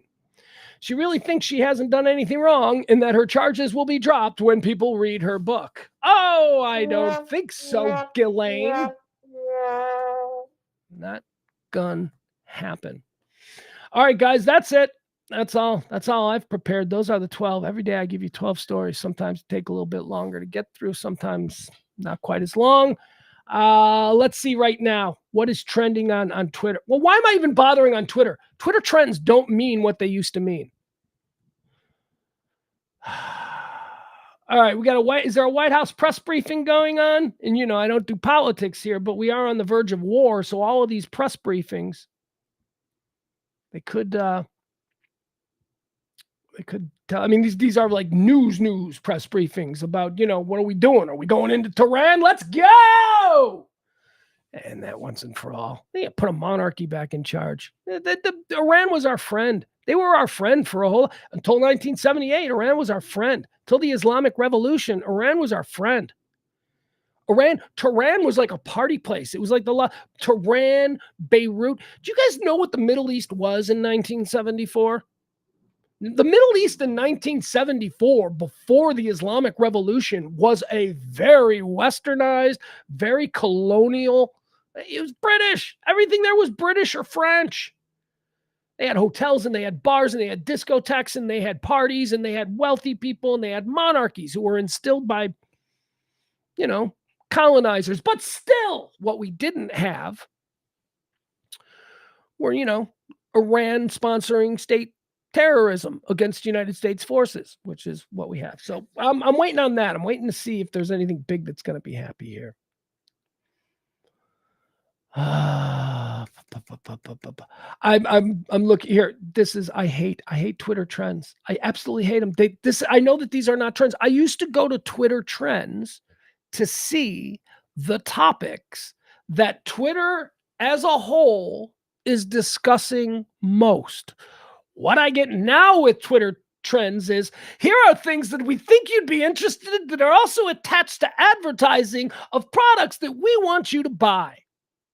That's what Twitter trends is now. Twitter is ruined. X sucks. I still long for Twitter. Remember how perfect Twitter was? Remember like a year before Elon bought it, how none of us had any complaints about Twitter, how absolutely utopian that experience was? Well, of course it wasn't. We complain about whatever we want to complain about. There are I was on a Kansas City Chiefs trends. There are Kansas City Chiefs fans who want people fired on their team. So even they're still complaining about stuff. They want coaches fired. I happen to agree that Coach Matt Nagy needs to go, but I ain't gonna fire him before the Super Bowl, stupid. Coach Matt Nagy, I have bad feelings. All right, so look here. So here's what's trending. These are all Lauren Boebert's trending. Lauren Boebert's trending for two reasons. One is like really bad news, and then another one is like crazy right-wing people who are trying to offer Lauren Boebert up as a counterbalance to the global popularity of Taylor Swift. Yeah, have you seen that? There's like a lot of these. The people say the right needs their own Taylor Swift. Well, we've already got her, and her name is Lauren Boebert. And I'm like, what? That's crazy sad. That's sad that you would even say that. Like, you think they're the same? You think anybody in the Haojing province of, China knows who Lauren Boebert is? There are people in this country who don't know who Lauren Boebert is. Stop it. It's not even close to being on the same plane as Taylor Swift. Taylor Swift is more famous than everybody in the United States, including Joe Biden. Maybe Beyonce is more famous. But please, she's a global superstar. Don't go saying that she's just like Lauren Boebert. What? Anyway, and not even in the same hot class, too. Like, you know me, Ted, nobody can wear a pair of blue jeans like Lauren Boebert, boy. I will tell you, she can wear some blue jeans. She looks good in blue jeans. But she ain't Taylor Swift. Come on, stop it. Lauren Boebert is a Denver 7. Taylor Swift is a Denver 10. Why? Because she's a global 10. No, she's a dude. She's totally not. Dude, you are weird. If you look at Taylor Swift and because of, other things that have you so angry, you can't see that a 6-foot blonde with blue eyes and mega talent is attractive, there's something wrong with you. Something wrong with you. I mean, I can see you saying here's how this is a guy criticizing Taylor Swift's appeal that I'll accept. If you'll do this, you'll be like, yeah, just not my type, but 6-foot blonde with blue eyes. Like, that's fine. You just tell me it's not your type. That's fine. But then don't go, but man, Heather Locklear used to be my favorite. And stop it. Because it's another blonde. No, okay, so you don't like blondes. You don't like beautiful blondes. That's fine. Be consistent. You're not allowed to like beautiful blondes anymore. Taylor Swift is undeniably pretty. I mean, it drives me nuts that people are like, she looks like a man. I'm like, that's a you thing, dude. If you look at Taylor Swift and you go, she looks like a man, that's because you want to see that. That is a weird you thing. She doesn't look like a man. She might be irritating. I hate that she always seems surprised by stuff. Oh my God, you guys, what? Like that I find irritating, but also slightly endearing. I'm also kind of like, I don't know. So Lauren Boebert is also trending because, she had to move districts because they mudslide. What happens when you grow up on a mountainside and suddenly your district is different? They redistricted to her. So the district that she won election to Congress is now different, and it's melded with another district. And they did their first straw poll for candidates in the newly established district, of which Lauren Boebert is the incumbent. She is, she is elected. And so, but they did this straw poll among this new district and these people that are going to be challenging her for that seat. And out of 5 people, Lauren Boebert came in 5th. So that ain't good. She's definitely looking at not being a congressperson this time next year because apparently she ain't going to win. Apparently she's not very well liked. Apparently this is it's rigged by the Democrats. I don't know what they do. Rigged by the Democrats. What is okay? Everything's not rigged. Everything that doesn't go your way is not rigged. Ben Johnson is trending. Ben Johnson is the offensive coordinator of the Detroit Lions, who I told you earlier, I assumed he was going to the Washington Commanders as their new head coach. But what is this? Why is he trending? Oh, he's trending because Pat McAfee thinks he might be. Pat McAfee says, I'm not convinced yet that Ben Johnson is getting that Commander's job. People think Ben Johnson is going to Washington and Dan Quinn is going to Seattle. I will bet you at a minimum that one of those isn't right, or maybe both. That is Adam Schefter. Adam Schefter speaking on the Pat McAfee show today. All right. Let's go to Google Trends. Let's see what the world, because Google still does trends properly. These are the things that the whole world is searching on Google. Hold on. Google Trends. All right. Let's see what's happening here. We'll rip on some of these. By the way, if you haven't tipped the show yet, now would be the time. There's my guy, Jeff. Hi, Jeff. I saw Jeff was missing earlier and it was bothering me.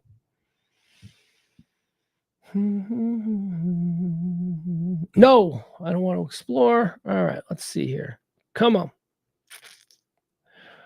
We like the real-time search trends, just like what's happening right now. The number one thing trending in the entire world is Inter Miami soccer. The soccer people really dominate the global conversation on Google. Burger King. I saw this. I was going to do this as a story. Why didn't I do this as a story? So Burger King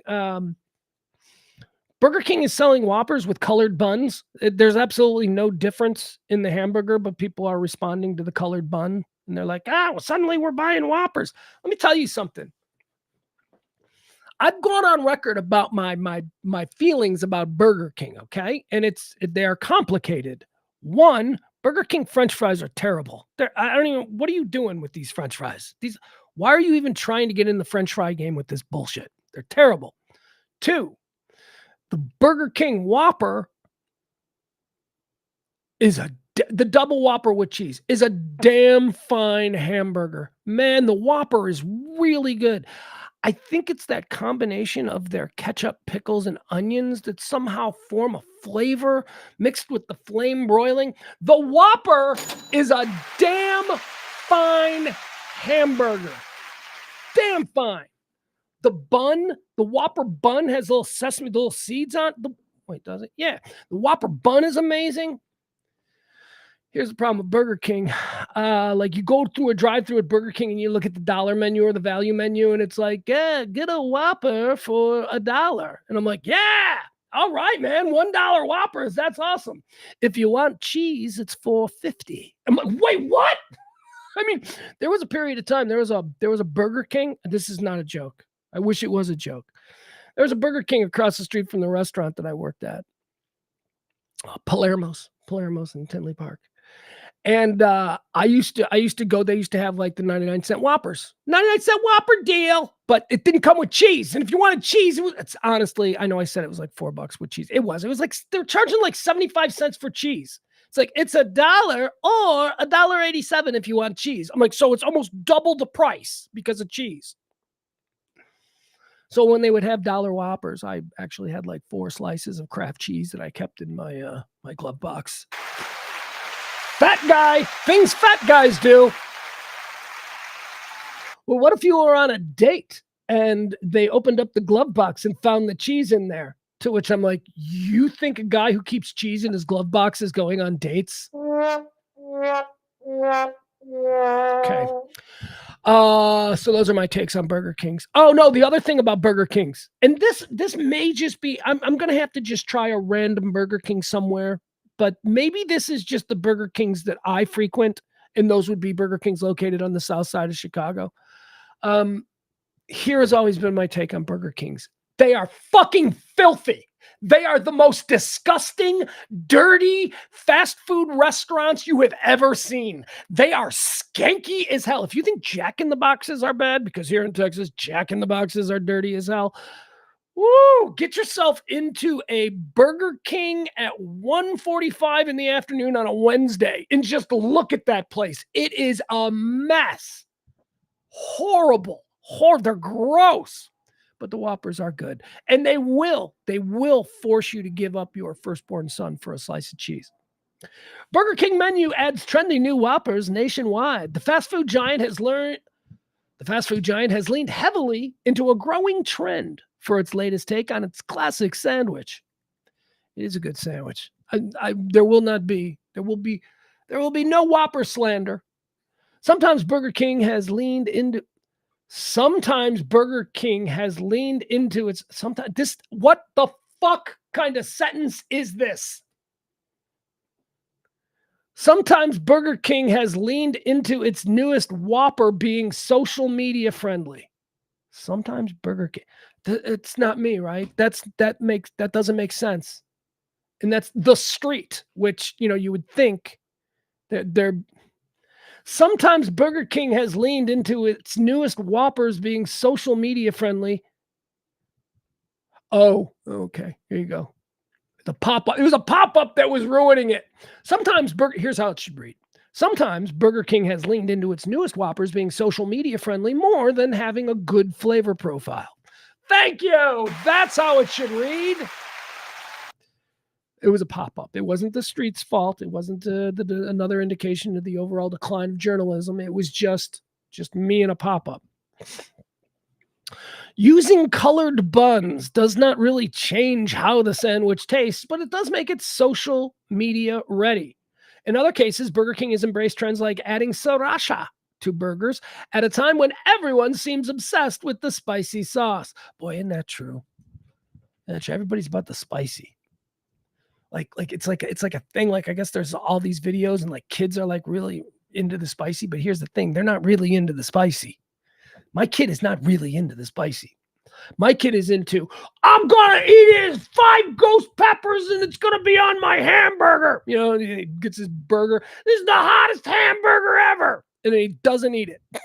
It's too spicy. It doesn't taste right. Yeah, because super hot shit ruins food. You people are vulgarians. Do you not understand how flavorings work? Okay, here's what salt does and spices. They open up your taste buds, and you just need a little bit of them, just a little bit to stimulate your taste buds. Why? So that you can then taste the other flavors of what it is that you're eating. That's what a little bit of spice does. That's what a little bit of salt does. That's what seasoning does. It opens up.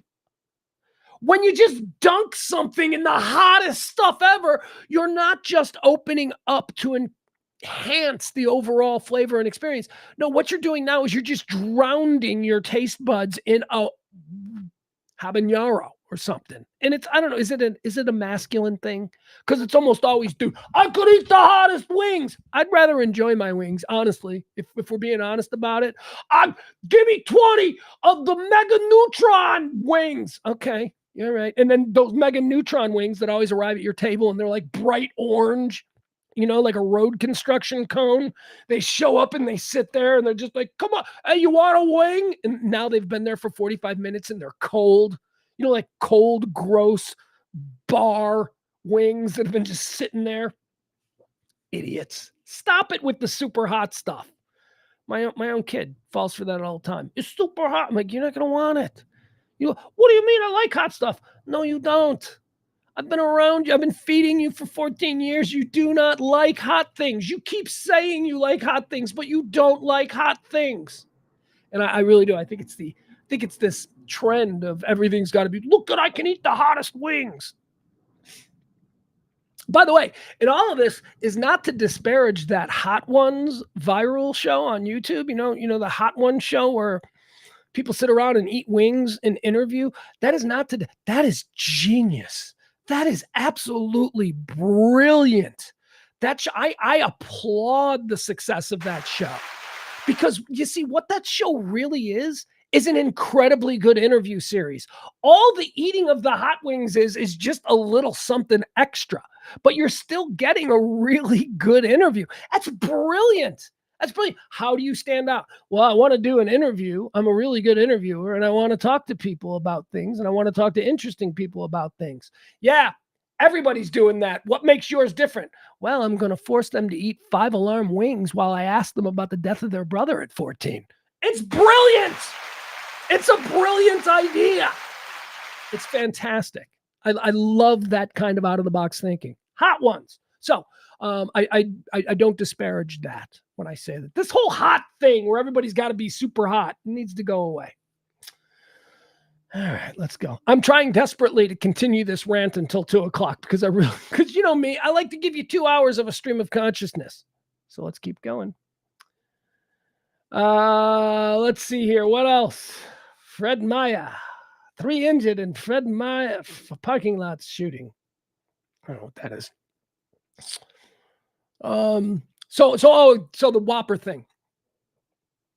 Yeah, they're gonna colored buns. You're gonna get Whoppers with, like, pink bun or something. I don't know what it is. See, okay, I'm sorry. I know that. Okay, Burger King. All right, just a little again. Remember, I remember I did like the great marketing advice for the United States Navy, where I said just give them Top Gun uniforms and put them on billboards in poor neighborhoods, and people will join the military. Get rid of those stupid Navy uniforms. Okay, so me, that guy. Now I want to address. Burger King. Burger King. I know what you're doing. You're like, hey, let's just make colored buns, and then people will take pictures of it and put it on, social media and stuff, and that'll get us good attention because nobody talks about Burger King anymore. Okay, so here's my advice to you. What's next? What do you do next? Burger King. Every city you're in that has. Okay, Burger King, we got the Super Bowl coming up. How about this? You sell Whoppers in colored buns that are either for the 49ers or, see where I'm going? The Chiefs. You got a red and gold bun, then you got another red and gold bun. Okay, that's kind of trouble because they are sort of the similar color packages. But there you go. That's what you do. The new Whopper color. Show your support for your team. Are you going to buy the Kansas City Chiefs Whopper or are you going to buy... That's how you do it. It's just stupid colors. Just all right. We're riffing here. We're riffing because I'm desperately trying to get to 2:00. Cheap Trick and Heart. All right, they're going on tour. We talked about that before. I totally see that concert. Cheap Trick and Heart. Woo! I'd go see that. I'd drag my 14-year-old to that. My 14-year-old would like that because my 14-year-old likes Cheap Trick. Why? Because I forced him to like Cheap Trick, like any good father from the Midwest does with his son. Son, this is Cheap Trick. Put down that Bible. This is Cheap Trick live at Budokan. This is going to be more important for your development than that book. Moving on. Ben Simmons is trending. Ben Simmons, is he still in the league? Remember, he just like completely imploded. I thought, didn't he have the yips? Anyway, Ben Simmons, Brooklyn Nets. If Ben Simmons gets bought out, the Utah Jazz would be wise to add him. Okay, I don't know what that's about. I don't care. Whole lot of stupid stuff trending on Google. Whole lot of stupid stuff people are looking up. Whole lot of us are stupid. I include myself in there. What else do we have? MLS, Wisconsin Badgers men's basketball, Grammy Awards. 4 overdue artists who could win Grammys this year. Now pass. How about Alice Cooper and Rob Zombie going out on concert tour together?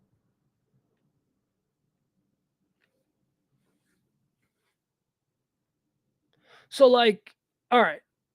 Okay, so here's the reality of Alice Cooper and Rob Zombie. Because you might be like, yeah, man, that'd be great. Here's the reality. Alice Cooper's probably going to do an hour. And what's he going to do?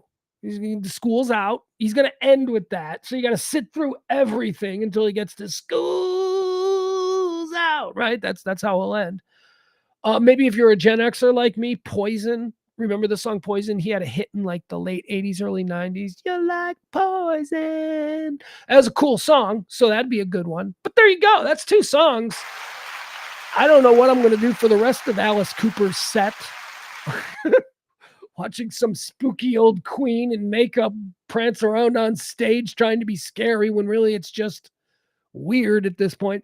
And then we go to Rob Zombie. Dragula, okay, there you go. I want that. This is not a concert I want to go to. This is a concert that I'd show up for without any expectation of staying for the whole thing. I'd go there, I'd be like, maybe this is a concert where hopefully I have friends who work there, and so I can go in and out, like hang out in the parking lot with people, hang out in the backstage area. Maybe that's always fun with the road crew. You don't have to watch the garbage on stage, but still kind of like a party vibe. Moving on. REO Speedwagon's on tour. They've announced a big summer tour. And I'm gonna keep on loving you. We're touring with Train. God damn, that's almost perfect. They're like almost the same band. It's like REO Speedwagon was like 1978 through 1988, and then like around 1998. Somebody went, hey, let's rebuild REO Speedwagon. And they called it Train. And then Train, because Train is really just REO Speedwagon. So now that I think about it, if you are a fan of like schlocky maudlin rock and roll of the past 40 years, this would be the concert tour for you. And guess who's a fan of schlocky rock and roll? of the past 40 years. This guy, so I'd be there, 'cause I'm gone all coiled up in his sand. I could do that. I could sit there and sing some. And I'm gonna keep on loving you. What does Train do? Hey soul sister, right? That one. They had Hey Soul Sister, and guess who's back in the atmosphere with drops of Jupiter in her head. Train was like how is Train, like in my mind, and I like Train, don't get me wrong. Pat Monahan was a regular on our show. We interviewed Pat all the time. Pat's really talented, and he's just a professional musician. He's got nothing to apologize for. It's just, whatever. My point is this: Train is fine. That being said, like Train sort of seems like the same band as Counting Crows to me, except for some reason I give Counting Crows way more clout. Like way more clout. And I think like Sweet Soul Sister was like the biggest song of 2000, and that's like a massive song. And that Drops of Jupiter song, those are massive songs. Those two songs from Train, I think, match up head to head against the two biggest songs from Counting Crows. Is it that Counting Crows has more? Is that it? I don't know. Anyway, they're the same kind of band, right?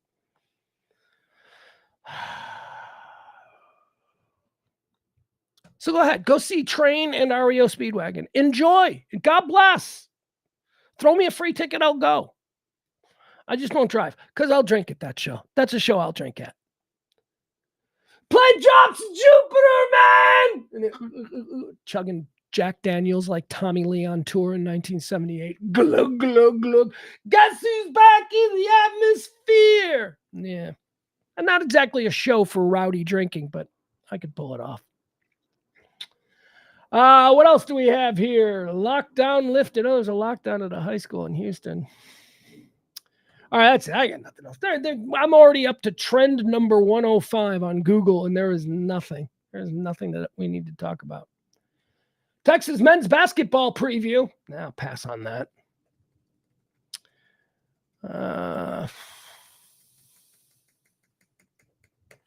We're done. All right, I got nothing else. Let's say hi to the folks in the chat room. Frank says that Counting Crows is great. I touched the lead singer's hair in college. Wow.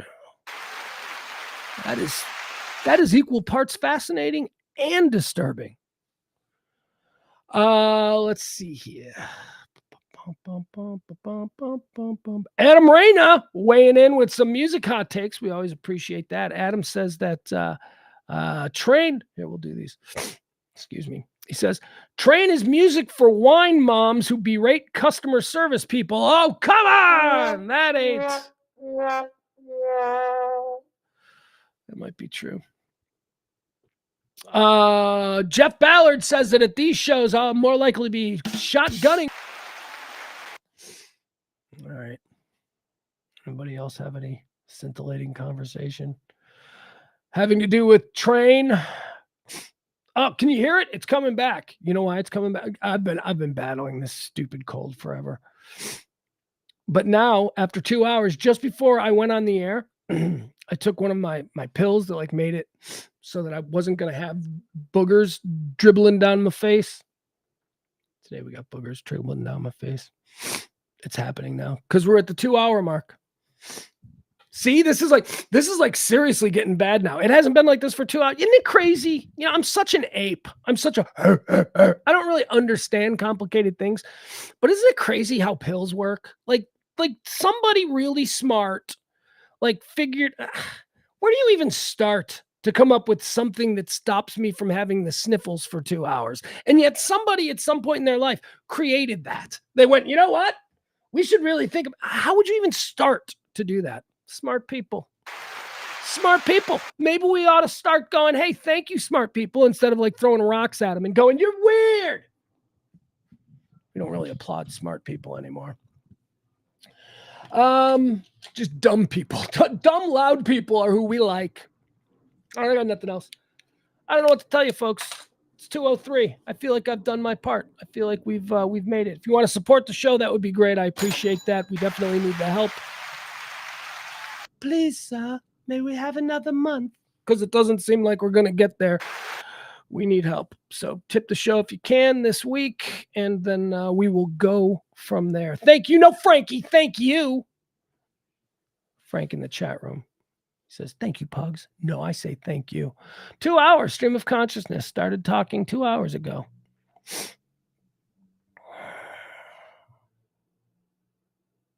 Now I got nothing else to say, I guess.